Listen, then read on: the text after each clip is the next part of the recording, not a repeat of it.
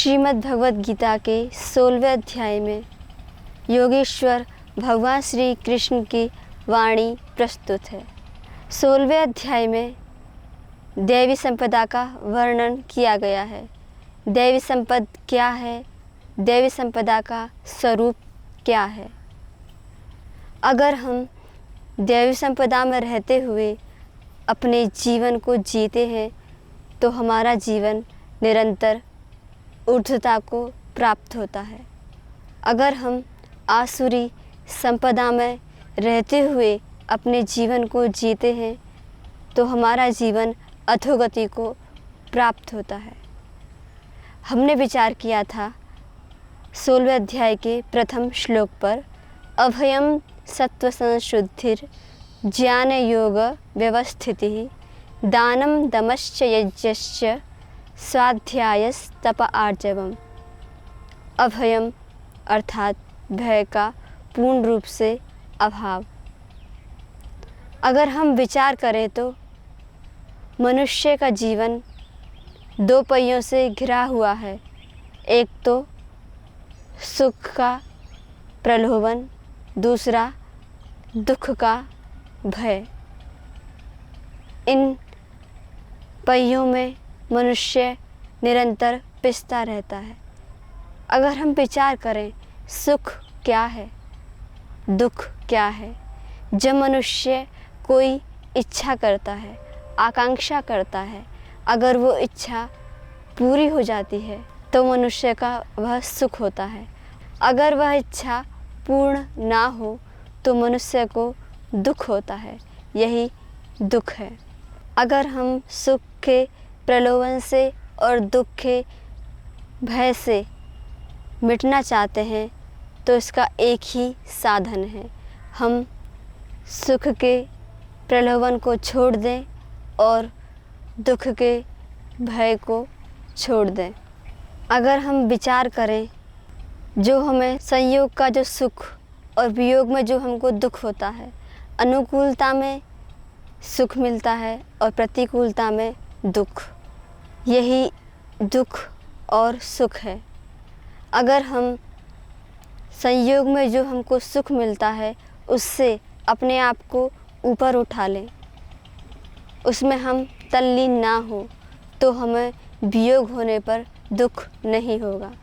अगर हम प्रतिकूलता में जो हमको सुख मिलता है उसमें भी हम अगर अपने आप को ऊपर उठा लें, अर्थात उसमें हम तल्लीन ना हो तो हमें अनुकूलता आने पर दुख नहीं होगा।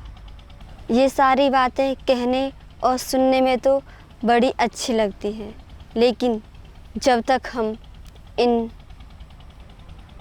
विषयों पर, इन बातों पर विचार नहीं करेंगे तब तक हमारे जीवन में ये तत्व नहीं उतरेंगे। इसलिए हमको विचार करने की आवश्यकता है। वैसे भी तो हम कितना विचार करते हैं, कितना सोचते हैं व्यर्थ की बातों को, जिसके कारण हमारे मन में ईर्ष्या, लोभ, मोह इत्यादि आ जाते हैं। अगर हम ये सोचें कि सोचने मात्र से सिर्फ हमारे जीवन में ये सब आ जाएंगे, ऐसा भी नहीं है।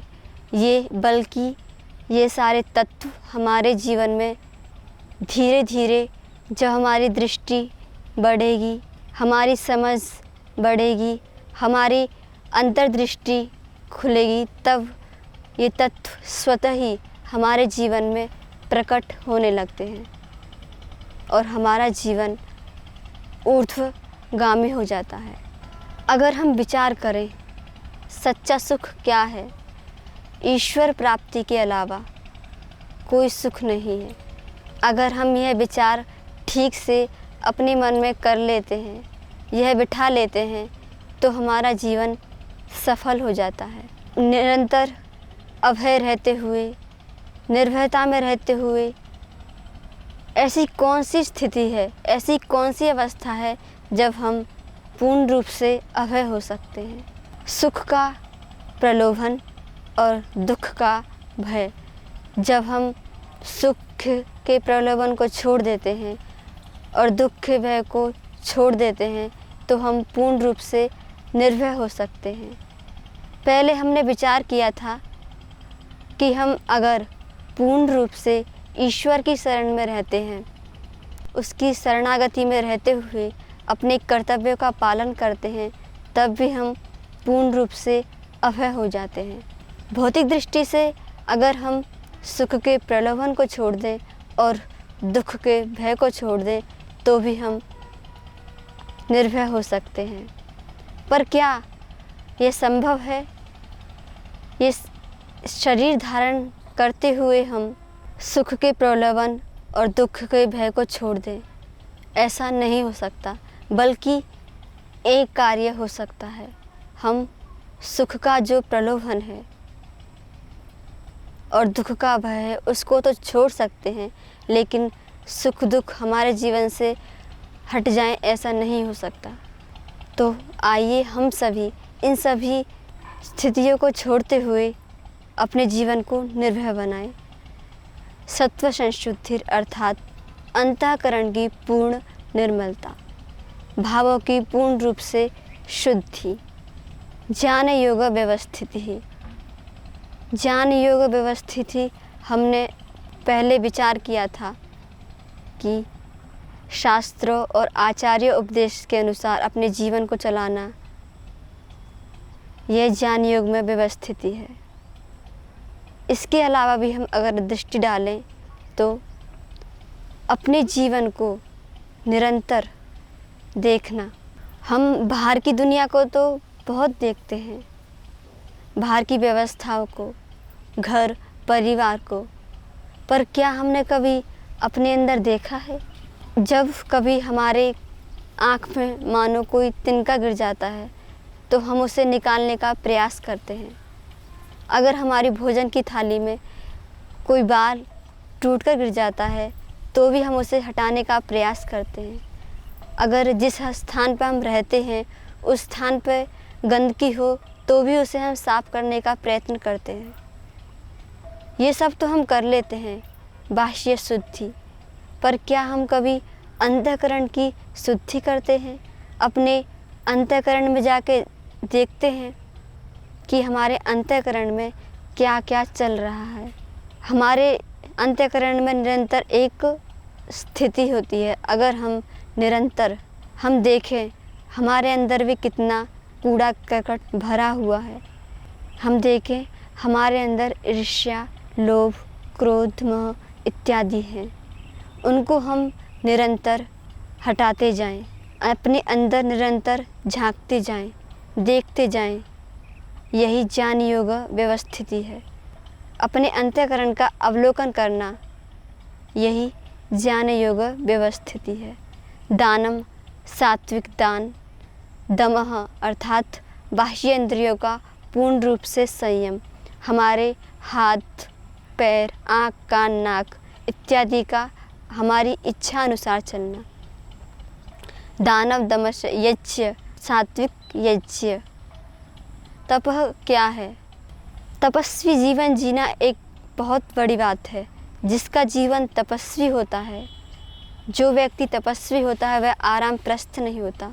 वह निरंतर लोक कल्याण के लिए कार्य करता हुआ, उसमें जो बाधाएं प्रतिकूलताएं आती हैं उन सबको सहता हुआ लोक कल्याण करता है। स्वाध्याय हमने पूर्व विचार किया था। स्वाध्याय क्या है? स्वस्य अध्यायः स्वाध्यायः। वेद शास्त्र आदि धर्म ग्रंथों का, मोक्ष शास्त्रों का अध्ययन करना, श्रवण करना, यह भी स्वाध्याय है। हम भी श्रीमद् भगवद गीता का स्वाध्याय ही कर रहे हैं। अगर हम देखें अपने अंतःकरण को देखें, यह भी स्वाध्याय है। स्वाध्याय तप आर्जवम। आर्जवम क्या है? सरलता। सरलता एक बहुत बड़ी दैवी संपदा है। जिस व्यक्ति के जीवन में सरलता होती है उस व्यक्ति का जीवन अनोखा ही होता है। सरलता हमें अपने पास लाने का एक बहुत बड़ा साधन है और कुटिलता हमें अपने आप से ही दूर करती है। सरलता हमें अपनी आत्मा के समीप ले जाती है, कुटिलता हमें अपने से दूर ले जाती है। मन, वचन, वाणी के द्वारा एक जैसा होना, अर्थात जो मन में है वही वाणी में होना, जो वाणी में है वही कर्म में होना, यह सरलता है। इसी दैवी संपदा के क्रम में अगला श्लोक है, अहिंसा सत्यम क्रोधस त्याग शांतिरपैशुनम दया भूतेष्वलोलुप्त्वं मार्दवम क्षीरचापलम।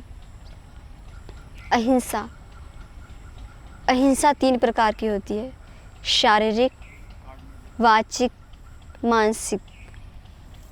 शारीरिक हिंसा को तो हम सभी जानते हैं, जो स्थूल रूप में है, मानो किसी ने किसी की हत्या कर दी, यह है शारीरिक हिंसा। वाचिक हिंसा क्या है? वाचिक हिंसा है अगर हम किसी के प्रति अपने मन में कटु वचन बोले, ऐसे वचन बोले कि उस इंसान का हृदय छिन्न भिन्न हो जाए, वह दुखी हो जाए, यह वाचिक हिंसा है। मानसिक हिंसा, मानसिक हिंसा क्या है? मानसिक हिंसा का अर्थ है हम वाणी से और कर्म में तो वो ना करें, पर मन में उस व्यक्ति के प्रति कुटिल भाव रखें, यह मानसिक हिंसा है। किसी की चोरी करना, ठगना किसी को, यह भी हिंसा के अंतर्गत आता है।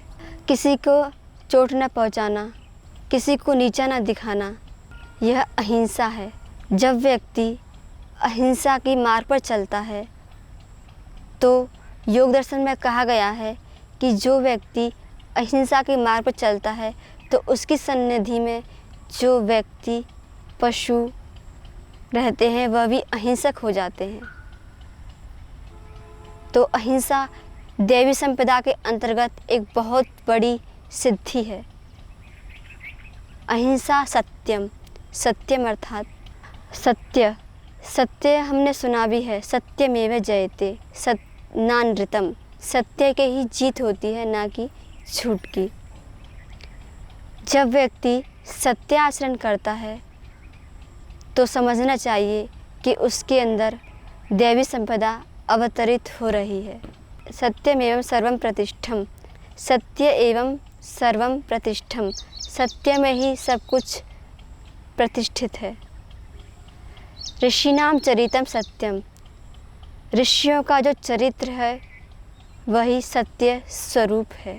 हमने भी विचार किया था, सत्यमेव जयते नानृतम। किसी किसी के मन में यह प्रश्न होगा कि हमने तो देखा है कि कोई कोई व्यक्ति असत्य के मार्ग पर बहुत ऊंचा उठ जाता है, लेकिन ऐसा नहीं है। इसको हम एक उदाहरण के माध्यम से देख सकते हैं। माना कोई दुकान है, उस पर लिखा है शुद्ध देशी घी की दुकान, लेकिन उस दुकान पर शुद्ध घी में अशुद्ध घी मिलाकर बेचा जाता है। आखिर वह व्यक्ति कब तक बेचेगा? जब तक उसने सत्य का मुखड़ा पहना हुआ है। जब किसी को पता चलेगा कि यह व्यक्ति शुद्ध घी के स्थान पर अशुद्ध घी बेचता है, तब उसकी दुकान पर कोई भी शुद्ध घी खरीदने के लिए नहीं जाएगा। इससे पता चलता है कि हम असत्य के मार्ग पर चलते हुए अधिक दिन तक अपना जीवन व्यतीत नहीं कर सकते। सत्य सलीले मन मीन, अर्थात जैसे मछली जल के बिना एक क्षण भी नहीं रह सकती, तुरंत मर जाती है, वैसे ही मनुष्य का मन भी सत्य के बिना मर्त्य भावों से युक्त हो जाता है। जो व्यक्ति सत्य से युक्त होता है वह ओज, तेज, उत्साह से भरा हुआ होता है। अगर व्यक्ति के अंदर सत्य ना हो, असत्य हो, तो वह मुरझा जाता है। अहिंसा सत्यम अक्रोधः अर्थात न क्रोधः अक्रोधः। जब हम किसी के स्वभाव त्रुटि को देखते हैं तो हमारे अंदर स्वतः ही क्रोध उत्पन्न हो जाता है। क्रोध क्यों उत्पन्न होता है? हमारे शास्त्रों में कहा गया है, कामात् क्रोधो विजायते, काम से क्रोध उत्पन्न होता है। जब व्यक्ति के अंदर यह कामना होती है, यह इच्छा होती है कि इसको ऐसा करना चाहिए, ऐसा नहीं करना चाहिए था, तो हमारे अंदर क्रोध उत्पन्न होता है। मैंने बहुत सारे व्यक्ति को देखा है जो क्रोध के कारण बहुत परेशान रहते हैं। हर पल यही विचार करते हैं कि हम क्रोध को कैसे निकालें। उनका जीवन श्रेष्ठ भी होता है, लेकिन एक क्रोध के कारण उनका कार्य बिगड़ जाता है। हमने अपने बड़ों से सुना है, अगर हम 2 चीज़ें कर लें, ऐसा होना चाहिए था, ऐसा नहीं होना चाहिए था, इन सभी बातों को अपने मन से निकाल दें, अर्थात इनको हटा दें, यह कामना इच्छा ना रखें, तो हम अक्रोध को प्राप्त हो सकते हैं। हमारे अंदर कोई उद्वेग, क्रोध पैदा नहीं हो सकता। क्रोध न होना यह एक बहुत बड़ी दैवी संपदा है। अहिंसा सत्यम अक्रोधस् त्यागः। त्याग क्या है? अगर हम विचार करें, हम किसका त्याग करें, त्याग क्या है, तो त्याग है अहंकार, ममता, कर्तव्य और कर्तव्य पालन का त्याग करना। अगर हम इन सभी चीज़ों का त्याग कर देते हैं तो हमारा जीवन उन्नतता को प्राप्त होता है, ऊर्ध्वगामी हो जाता है। त्याग एक बहुत बड़ी चीज़ है, यह भी एक बहुत बड़ी दैवी संपदा के अंतर्गत आता है। भगवान श्री कृष्ण ने 12वें अध्याय में कहा है, त्यागाशांति अनंतरम श्रेयो हि ज्ञानमभ्यासात् ज्ञानात् ध्यानं विशिष्यते ध्यानात् कर्मफलस् त्यागस् त्यागाशांतिरनंतरम। श्रेयो हि ज्ञानमभ्यासात्, अर्थात हम किसी मर्म को नहीं जानते हैं, उससे श्रेयस है श्रेयो हि ज्ञानमभ्यासात् ज्ञानात् ध्यानं विशिष्यते ध्यानात् कर्मफलस् त्यागम। ध्यान से श्रेष्ठ कर्मफल का त्याग है। त्यागाशांतिरनंतरम, त्याग से मनुष्य तुरंत शांति को प्राप्त हो जाता है। तो ये त्याग भी बहुत बड़ी दैवी संपदा है। जिस मनुष्य के जीवन में त्याग होता है उसका जीवन भी अनोखा ही होता है, क्योंकि वह त्याग पूर्वक संपूर्ण कर्म को करता हुआ लोक सृष्टि का कल्याण करता है। शांति अगला पद है दैवी संपदा के अंतर्गत शांति। शांति क्या है? हमारे मन का पूर्ण शांत हो जाना, यही शांति है। जो कर्तव्य हमको करने चाहिए उनको करना, और जो कर्तव्य हमको नहीं करने हैं, निषेध हैं, उनको नहीं करना। ऐसा करने से हमारे अंदर शांति की प्रतिष्ठा होती है, हम शांति को प्राप्त होते हैं। ये सारी संपदाएं हमारे जीवन की बहुत ही महत्वपूर्ण संपदाएं हैं।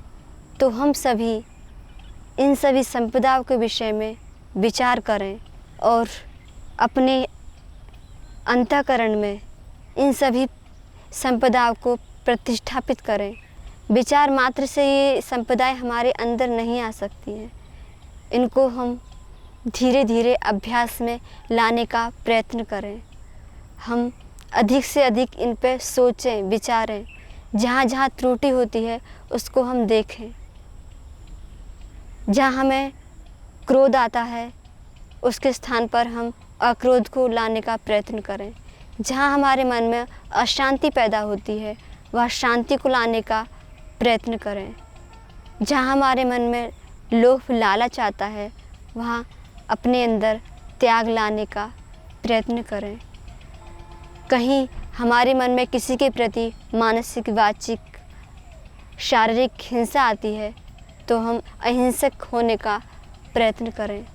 तो आइए भगवान श्री कृष्ण के द्वारा प्रस्तुत ये सभी संपदाएं बहुत ही महत्वपूर्ण हैं, हमारे जीवन को ऊर्ध्वगामी बनाने वाली हैं।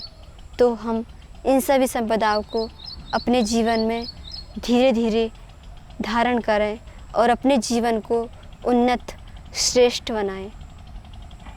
ओम शांति।